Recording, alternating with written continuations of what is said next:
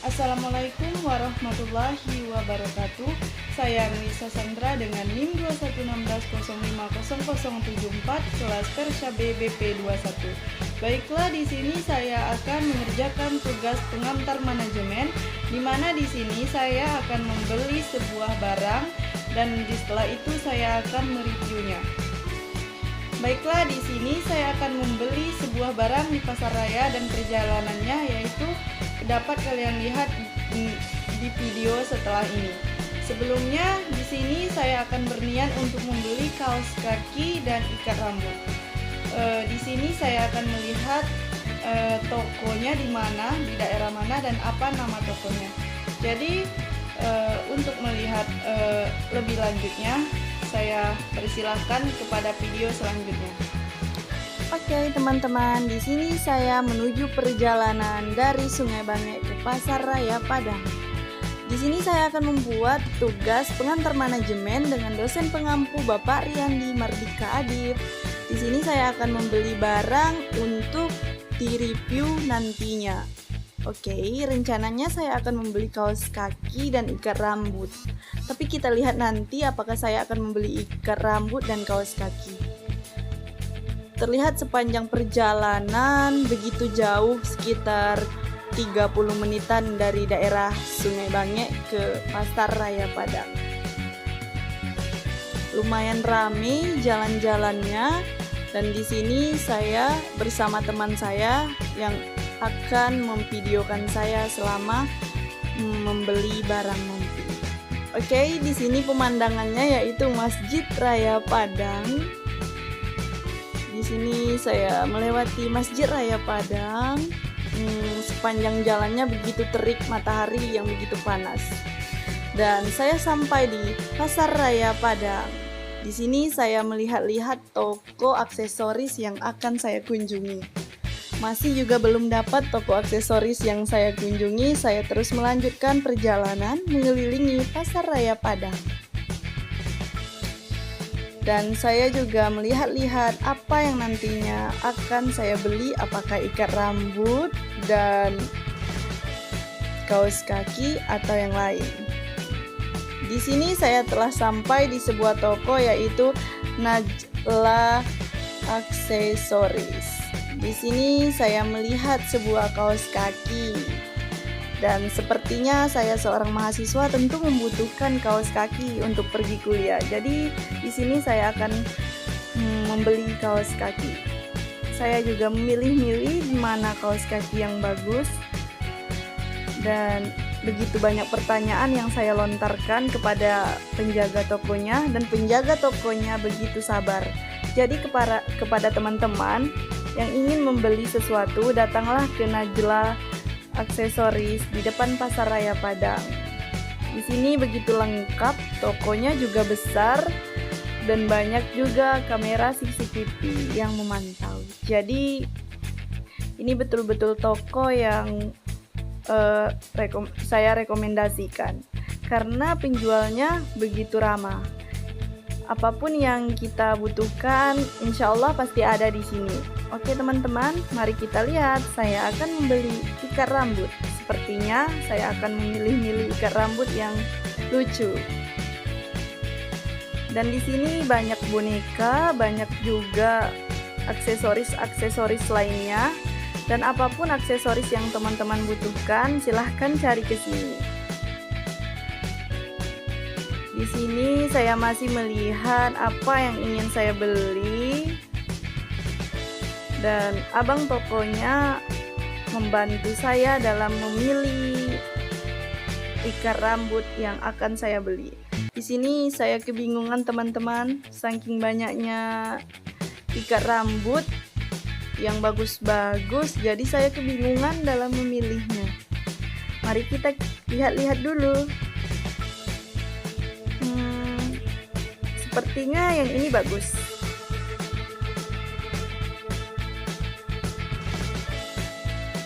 Di sini saya akan membeli ikat rambut yang berwarna apa ya?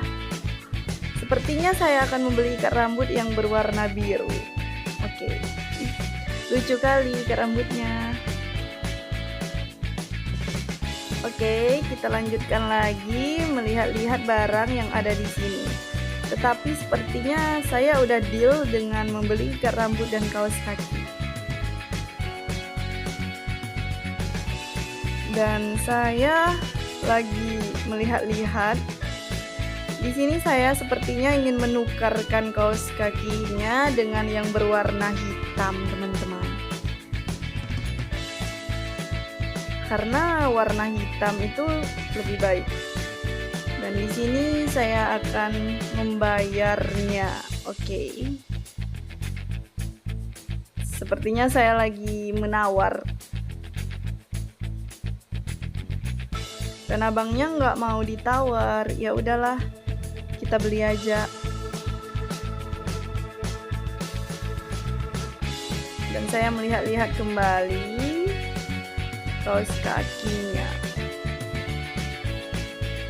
Oke, teman-teman. Dan sepertinya saya telah membeli sebuah kaos kaki dan ikat rambut dan mari kita pulang. Dan ini selama perjalanan pulang. Begitu panas, padahal ini udah sekitar jam 3, jadi masih panas Padang. Dan sepi, lumayan sepi. Dan sepanjang perjalanan saya melihat pemandangan kota Padang dan tidak sabar lagi saya ingin pulang dan ingin mereview barang yang saya beli. Oke, perjalanannya begitu panjang dan begitu jauh sehingga melelahkan. Dan banyak gedung-gedung besar yang kita lewati di sini. Sepanjang jalan saya lewati halte. Dan ini sepertinya di persimpangan. Saya akan melanjutkan perjalanan. Dan di sini saya ke pantai, teman-teman. Setelah pulang dari pasar raya, saya skip videonya dan langsung saya ke pantai. Di sini saya videokan pantainya, yaitu di Pantai Pasir Putih Padang. Ya, di sini sepi teman-teman, tapi pemandangannya indah sekali. Oke. Ini udah lumayan gelap dan di sini kita lihat pantainya udah lumayan gelap. Nah, setelah sampai di rumah saya mereview barang-barang. Oke, kita lihat barangnya. Ini barang yang akan saya review. Ini adalah ikat rambut yang saya beli di Pasar Raya Padang. Kalian lihat, ini begitu lembut, lucu, warnanya bagus, dan ini kaos kaki yang saya beli di Pasar Raya Padang. Kaos kakinya elegan. Baiklah teman-teman, di sini saya masih mereview kaos kakinya dan ini foto-foto dari kaos kaki yang saya beli. Di sini saya akan melihat kaos kakinya dan saya membuka kaos kakinya dan kita akan melihat apakah kaos kakinya begitu lembut dan begitu cantik. Menurut saya ini sangat lembut dan nyaman dipakai. Oke. Dan kita melihat bentukan dari kaos kakinya dan di bawah telapaknya itu seperti ada bulat-bulatan kecil ya, yang bisa kayak membuat kaki tidak sakit. Oke teman-teman, di sini saya masih melihat kehalusan kaos kaki dan lanjutkan dengan ikat rambut yang saya pegang ini begitu lembut dan sepertinya nyaman dipakai. Kepada teman-teman yang ingin membelinya, silakan datang ke Pasar Raya Padang di Majalah Aksesoris. Dan di situ lengkap, tidak hanya kaos kaki dan ikat rambut, tetapi juga banyak perlengkapan kuliah seperti tote bag, tas, atau lipstick, semuanya lah, seperti alat make up ataupun apa yang kita butuhkan. Oke teman-teman, di sini sepertinya saya telah puas dengan review yang saya buat dan saya telah puas juga dengan hasil reviewan. Sekian yang dapat saya tampilkan. Lebih dan kurangnya saya mohon maaf, dan durasi yang kedua akan dilanjutkan oleh teman saya Syari Aisyah.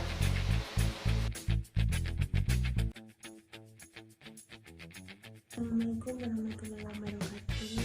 Saya Syari Aisyah dengan NIM 2116050076 dari Perbankan Syariah B. Di sini saya akan membahas tentang sistem manajemen pedagang nasi goreng. Nasi goreng adalah menu makanan sejuta umat masyarakat Indonesia sejak dulu hingga hari ini. Fakta tersebut membuat fenomena satu ini berpotensi menjadi bisnis yang sangat menguntungkan. Untuk setiap kita pergi kerja setiap harinya, kita bisa melihat pedagang nasi goreng yang berjualan di sepanjang jalan. Masih relatif banyak UKM yang tanpa sadar membatasi diri untuk mengakselerasi pertumbuhan skala bisnis dan penambahan cabang semata-mata karena tidak bisa mengontrol bisnisnya jika terlalu besar. Apa alasannya mendasari? Sulit mencari karyawan yang jujur dan bisa dipercaya, ujar mereka.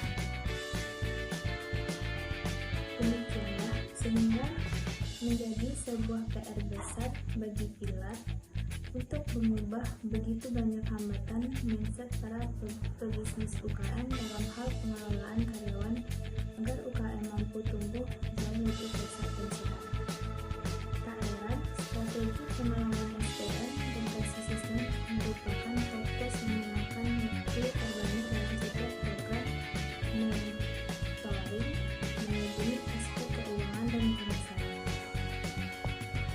Namun, baru-baru ini, dalam sebuah forum diskusi antara Pilar dengan para pebisnis UMKM yang merupakan nasabah sebuah bank, terlontar sebuah fakta menarik.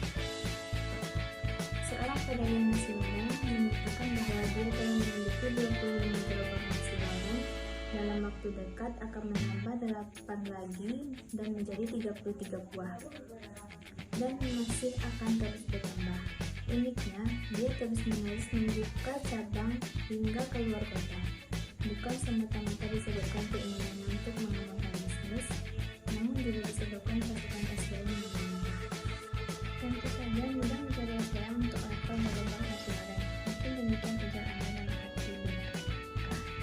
Lantas mengapa banyak tukang nasi goreng, mie ayam, ketoprak, warteg, tukang buah, dan sejenisnya yang justru berpendapat sebaliknya? Mengapa banyak pengusaha UMKM berskala lebih besar yang tidak berani membuka cabang karena tidak memiliki SDM yang juga bisa diandalkan? Memang, sang pedagang nasi goreng beromset ratusan juta rupiah ini sungguh luar biasa. Berbekal pendidikan SD, pasif income-nya mampu menyaingi para eksekutif korporasi. Dengan rata-rata lulusi minimal 1,5 juta per gerobak per bulan dan memiliki total 25 gerobak. Bisa dibayangkan berapa pendapatan bersih yang diperolehnya setiap bulan. Sementara itu, para SDM andal justru mengantri untuk datang kepadanya tanpa harus diajari. Apa rahasia keuntungan dari pedagang nasi goreng tersebut? Yang pertama, pedagang nasi goreng ini menolak tegas untuk mengambil peluang bisnis di bidang lain, bukan karena takut, namun dia yakin benar bahwa kompetisinya yang paling kuat adalah di bidang usaha nasi goreng.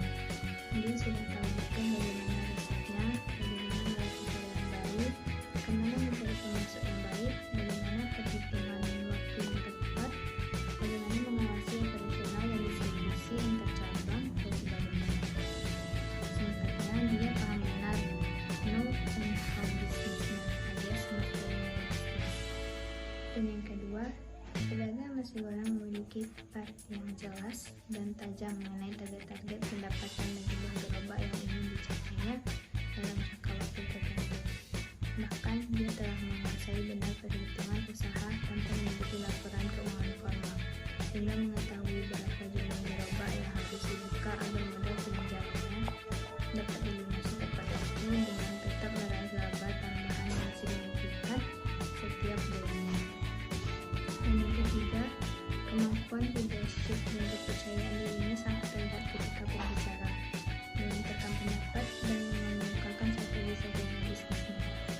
Strategi yang disusunnya pun bahkan telah mencakup strategi rekrutmen dan retensi karyawan yang sederhana, namun efektif mulai dari daerah mana yang terbaik untuk pasukan SPM bagi gelombang-gelombang sistem remunerasi yang dibangun, bagaimana membuat data pekerjaannya, hingga bagaimana sistem operasional dan pengawasan kinerja karyawan yang berjalan. Kini dia tidak perlu lagi pada langsung untuk memasak dan berjualan bersama. Demikianlah, jika Anda mengalami sebagai pengelola usaha dan karyawan yang Anda miliki, pertimbangkanlah untuk mengadopsi sistem manajemen nasi goreng ini. Sederhana, efektif, langsung mengikuti sasaran tanpa banyak basa-basi. Produksi nasi goreng untuk disajikan dalam memenuhi kebutuhan konsumen sesuai dengan menari merupakan prospek yang cukup bagus untuk ke depan. Produksi nasi goreng tidak terlalu sulit dan tidak terlalu mahal untuk dibuat usaha. Konsumen yang enggan atau malas memasak dapat mengonsumsi nasi goreng pada berbagai pilihan di sekitarnya. Tergantung wilayah yang menentukan mahal atau murahnya harga seporsi nasi goreng. Wilayah yang strategis biasanya mematok harga lebih mahal di atas wilayah yang terpencil. Sepi atau tidak terlalu strategis mematok harga sedikit lebih murah di bawahnya. Produksi nasi goreng pada pedagang kaki lima biasanya meningkat kinerja produksinya pada saat jam 7 hingga jam 9 malam, dikarenakan pada saat jam ini adalah waktu yang paling ideal konsumen untuk makan malam. Terlebih, konsumen yang baru pulang dari bekerja di industri atau di pabrik yang merasa Anda memasak dan memilih membeli makan nasi goreng pada pedagang nasi goreng disebutkannya. Pada saat jam makan malam tiba, pedagang nasi goreng akan mengajak konsumen yang banyak, begitu pula konsumen bertambah banyak. Satu kilogram nasi goreng yang diproduksi dengan memasak satu kali dapat memasak 4 porsi dalam sekali memasak, atau bahkan dapat lebih dari itu apabila dilangsung nasi goreng oleh ahli di bidangnya. Jadi nasi goreng dapat menambah jumlah masak untuk dapat memenuhi produksi nasi goreng dari konsumen yang banyak. Satu kali proses memasak membutuhkan lebih kurang 60 menit tergantung pada pesanan konsumen yang membelinya. Kepercayaan konsumen harus dibangun